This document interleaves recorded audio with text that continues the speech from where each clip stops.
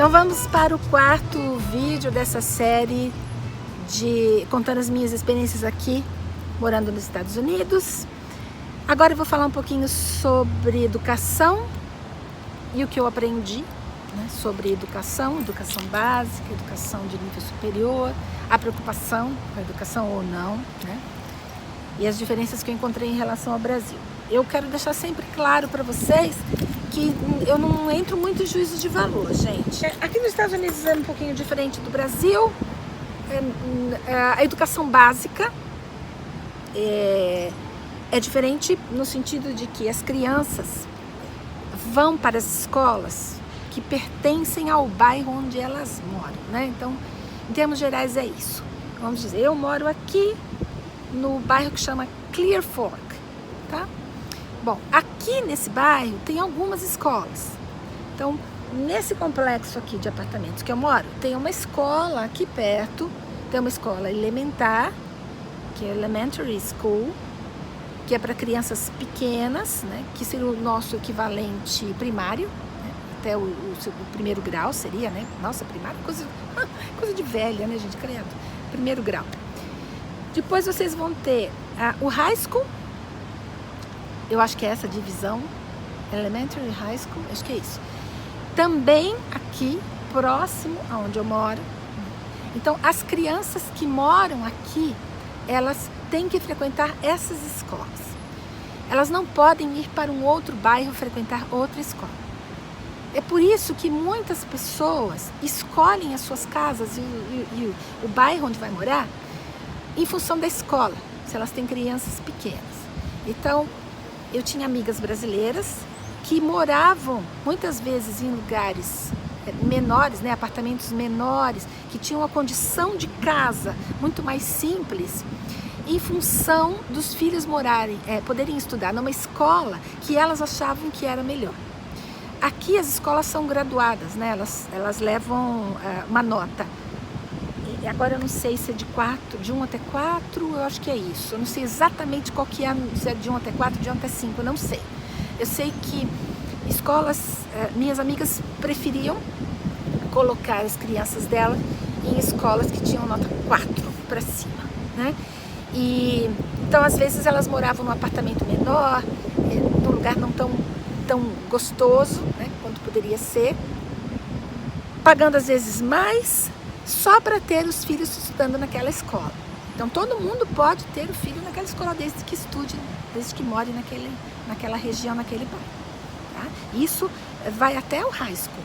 Aí, obviamente, do high school você vai para o college e aí você não precisa mais disso, né? Você pode ir para qualquer lugar do mundo, do país, do mundo também. A diferença é que se você vai, todas as faculdades aqui, gente, são pagas, 100%. Elas sendo públicas ou não sendo públicas, né? Elas sendo particulares, elas são pagas. Umas são mais caras que as outras, mas todas são pagas. Vocês têm os subsídios, né? Então pessoas de algumas etnias têm subsídios que outras não têm. Algumas faculdades têm obrigação de ter um percentual de pessoas negras ou pessoas de outras etnias, né? Como latinos e tal. Mas, no geral, você pode escolher a faculdade que você quiser, de qualquer lugar. Mas, se você é do estado da Califórnia, ou se você é do estado do Texas, ou se você é do estado de Nova York, se você é desses estados e você escolhe uma faculdade que está dentro desses estados, você paga menos do que se você for estudar num outro estado. Você como cidadão americano. Você como estudante internacional, você vai sempre pagar mais caro, né? Independente de onde você vai estudar, você vai pagar preço de estudante internacional. Você pode, né, como norte-americano, conseguir bolsas de estudo aqui.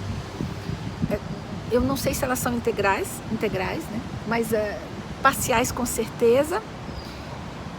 Vocês têm financiamento, então os estudantes que não têm condição de pagar conseguem financiamento. E aí vem uma certa polêmica, né? Muitas vezes eles falam, mas você consegue financiamento, mas você vai passar o resto da vida pagando esse financiamento. Só que assim, vocês têm que fazer uma conta, né? Você vai fazer uma faculdade de 4 ou 5 anos, e você vai obter um financiamento que você só vai começar a pagar no momento em que você se forma. Você se forma, arranja um emprego e você começa a pagar. Você vai pagar mais ou menos o equivalente ao número de anos que você ficou estudando. Mais ou menos essa proporção. Então, assim, você tem que pensar no investimento que você faz e no tempo de retorno que você vai ter. Isso eu estou falando como financeira, né, gente? Porque todo financeiro pensa assim, o tempo e a quantidade de investimento que você fez e o tempo de retorno que você vai o tempo que você vai ter para ter o retorno desse seu investimento. E quando você coloca isso no papel,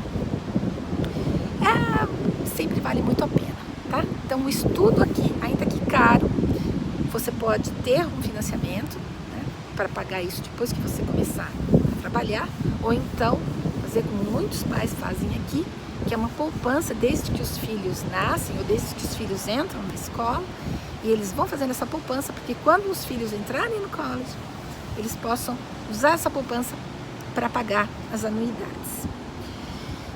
Bom, como que é o estudo aqui? Eu falei isso no primeiro vídeo. Os 2 primeiros anos são básicos, então praticamente todas as universidades você vai ter as mesmas classes básicas, né? Você já vai escolhendo nesses 2 primeiros anos matérias, classes que tenham mais a ver com aquilo que você escolheu como profissão. Você pode mudar no meio do caminho e depois você completa os 2 ou 3 anos, dependendo do curso que você escolheu, muito mais direcionado. E as faculdades aqui são muito mais profissionalizantes do que a experiência que eu tive no Brasil. Eu, quando fiz economia, há 300 anos atrás, quando eu saí da faculdade, eu não era uma profissional, eu não era uma economista profissional. Eu tinha feito faculdade de economia, mas tinha 0 de experiência profissional. Tanto por não ter trabalhado, né? Eu tinha feito estágio, eu fazia estágio desde o meu 2º ano de faculdade, mas era uma experiência muito diferente da experiência que você tem aqui, porque na universidade, na faculdade, quando você entra, você já tem orientação sobre as classes que você vai fazer, qual o caminho que você tem que tomar para se profissionalizar. Se você vai fazer economia, por exemplo, quais os caminhos que você pode ter dentro da economia. A própria universidade vai encaminhando você, né? Claro que, também falei isso no primeiro vídeo, você vai procurar essa profissionalização e esse encaminhamento.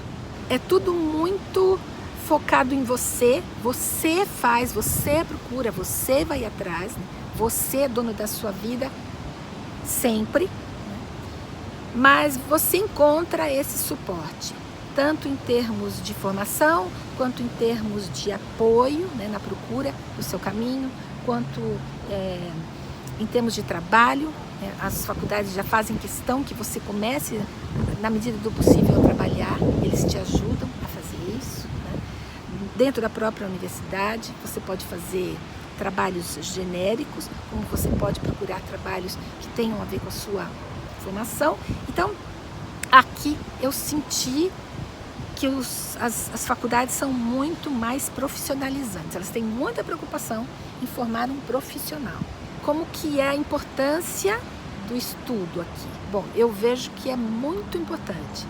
As famílias se preocupam e focam muito nisso. Então, as mães, né, com quem eu tinha muito contato, de filhos e filhas que estavam no último ano de high school, tinha uma preocupação tremenda, né, em orientar os filhos para o college, né? Então, assim, a preocupação com as notas, a preocupação com os exames, né, a preocupação com o exame final, a preocupação com a escolha, com as cartas que as crianças iam ter que começar a escrever, solicitando, mandando o seu currículo, que na verdade é uma troca de currículo entre escolas, né? Mas mandando as suas notas e esperando serem aceitas por aquelas universidades. Então há uma preocupação muito grande dos pais, um envolvimento muito grande dos pais com esse destino dos filhos depois que saem do high school. E o estudo é considerado assim uma coisa básica, né? Então a faculdade não é mais privilégio, ainda que seja cara, ela é para todo mundo, tá? Como eu falei, tem subsídio, tem faculdades mais baratas, né? Quem não pode fazer a mais cara vai fazer a mais barata, mas vai fazer, tá? Então, isso é uma coisa muito importante aqui na sociedade. Há um direcionamento, né, das famílias nesse sentido, então, levar os seus filhos para a faculdade. Depois disso aí já fica por conta de cada um dos filhos, né? E eu senti isso também, gente, em relação ao acesso ao conhecimento. Então, claro, eu falo aqui para vocês de livros, então eu posso falar do acesso aos livros. Aqui há bibliotecas em todos os lugares e sempre bibliotecas muito boas, e quando elas não são boas, aquela unidade, você não precisa se preocupar, porque aquela unidade geralmente tem uma ligação com várias unidades do estado, né, e do county, né, do condado. Então, você procura um livro e você não encontra, você solicita aquele livro e eles trazem aquele livro das outras bibliotecas para você poder consultar, para você poder ler. Sem o livro você não fica, tá? Na Califórnia, eu ainda não tive oportunidade de ver isso aqui, que eu não fui ainda procurar, mas na Califórnia teve livro que eu procurei e que não tinha no estado da Califórnia, não tinha nenhuma biblioteca filiada àquelas que eu procurava. Então, vai ver, até tinha em outras, mas não naquelas filiadas às bibliotecas que eu frequentava. Então eles iam buscar o livro em outro estado, tá? Em estados vizinhos, e me traziam um livro, sei lá, uma semana depois, e eu tinha direito a ficar de 15 a 20 dias com aquele livro. Eu acho que eu podia renovar uma vez ou duas, e aí devolvia. Então, assim, sem o livro, gente, você não fica.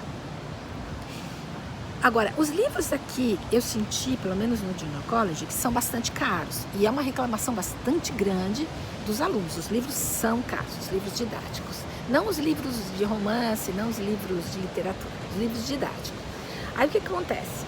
Você pode comprar o livro novo na própria livraria da faculdade, da universidade, ou você pode comprar o livro usado, ou você pode emprestar o livro. Você paga uma taxa pelo uso do livro durante o semestre e depois você é obrigado a devolver o livro, e aquela taxa ela paga.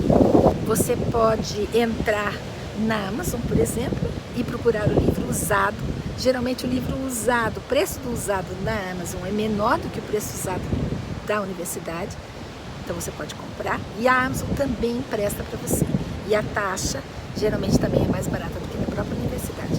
Então vejam, são caros, mas você tem várias alternativas, né? Então, sem o livro, gente, dificilmente você fica, tá? E isso para mim mostra bastante a importância de se estudar, né? A importância que é dada ao estudo aqui. Sem estudo, gente, você não fica, tá? Claro que não é todo mundo que vai para Harvard, não é todo mundo que vai para as universidades de primeira linha, mas você pode ir para a universidade mais simples, mais barata, né? Aquilo que se encaixa melhor dentro do seu status econômico, né? E financeiro. Como são as oportunidades? As oportunidades são iguais para as pessoas que saem de uma universidade de primeira linha e para as pessoas que saem de uma universidade mais simples, mais barata? Óbvio que não, né? A gente vive num país capitalista, né? Eu vivo, né, num país capitalista, num país livre, né? Com todas as suas nuances da palavra livre. Então, e essa liberdade é uma das nuances. Você tem a liberdade de estudar onde você quer, desde que você consiga, tanto em relação às suas notas, quanto em relação ao seu poder aquisitivo. Então você pode ser uma pessoa milionária, mas você não tem notas para estudar naquela faculdade. Então você não vai estudar, né? E você pode ser uma pessoa muito pobre, que tem notas excelentes. Existe uma possibilidade de você estudar. Você pode ir lá e pleitear uma bolsa, pleitear um financiamento. A gente está falando dos Estados Unidos, né, gente? Money talks, bullshit walks, né? Então, assim, você tem dinheiro, você tem. Você não tem, vai arranjar, né? Então, é isso, tá? Eu queria só dizer para vocês que essa é a minha experiência, né? O que eu vi até agora aqui. Os meus filhos os meus 2 filhos não estudam aqui. O meu terceiro filho mais velho, que é o filho do meu marido, estuda. Ele mora em Irvine, que é uma cidade na Califórnia. Ele nasceu nos Estados Unidos, então ele é cidadão, ele paga tudo como um cidadão. Então para ele as coisas são mais simples, né? E mais baratas. Então ele mora, estuda, inclusive ele já casou, né? Meus 2 filhos não, eu mandei meus 2 filhos para o Canadá e lá eles pagavam preço de estudante internacional. Não foi fácil, né? O pai deles, né, que praticamente pagou os estudos deles lá, e tivemos alguns problemas. Um ainda está lá, o outro foi para a Bélgica. Então, assim, não é fácil você que é um estudante internacional pagar os seus estudos.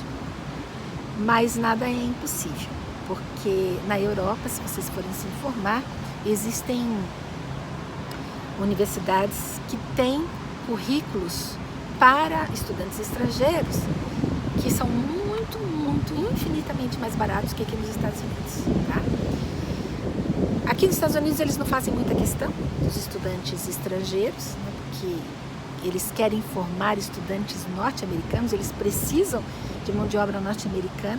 Por exemplo, eles têm falta de engenheiros norte-americanos, por isso que eles trazem que os estudantes chineses que vêm para cá e conseguem fazer a faculdade, eles conseguem emprego, eles pagam uma fortuna para estudar aqui, mas conseguem emprego.